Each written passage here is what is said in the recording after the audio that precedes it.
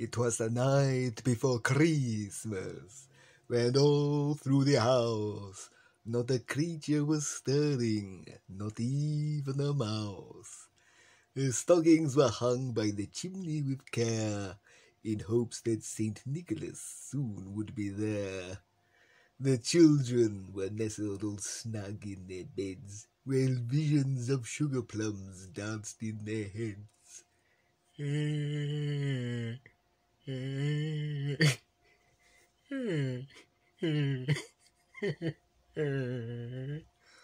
Out on the lawn there was such a clatter I sprang from my bed. I thought to myself, I gotta go see what's the matter. So I went to the window, like a flash it was. I opened up the windows and I tore open the shutters and I threw up the sash. And actually, I could hear this commotion upstairs. I was downstairs at the time. And I said to Derek, what on earth's going on up there? And he said to me that he thought he heard a mouse. And I thought, well, that might be quite a big mouse, so it's probably a rat. So we will have to see what happens. But, yes, I wasn't entirely sure what was going on at this point.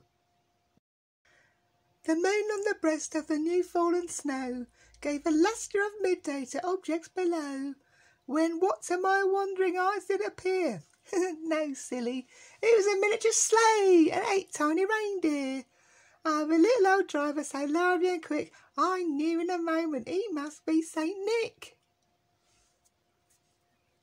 Well, he whistled and he shouted and he called them all by the name. He said, hang on, I got a list here somewhere. Just give us a minute. Hang on.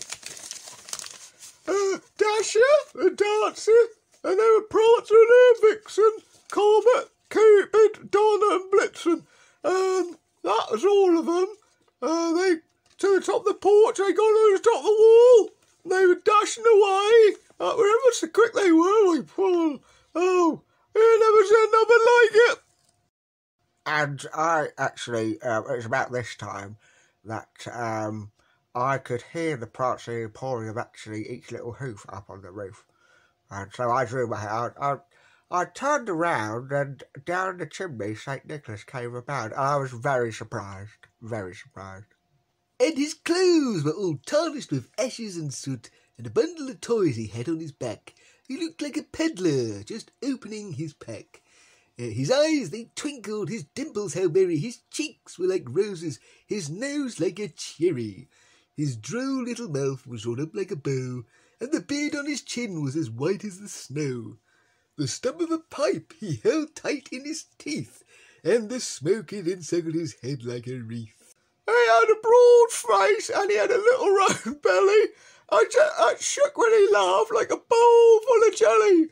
I like jellies, but you have red jelly at Christmas, red and green jelly at Christmas. You can have yellow if you want. That make it look like traffic lights, but keep it festive. He was chubby and plump, a right jolly old elf, and I laughed when I saw him in spite of myself, and I thought, I'm not being mean, because, he had a wink in his eye and a twist of his head, soon gave me to know I had nothing to dread. He spoke not a word, but went straight to his work and filled all the stockings, then turned with a jerk, and laying his finger aside of his nose, and giving a nod, up the chimney he rose. I actually didn't believe Margie when she told me that, but apparently it was true. She took some pictures, so that was quite handy. He sprang to his sleigh, to his team gave a whistle, and away they all flew like the down of a thistle.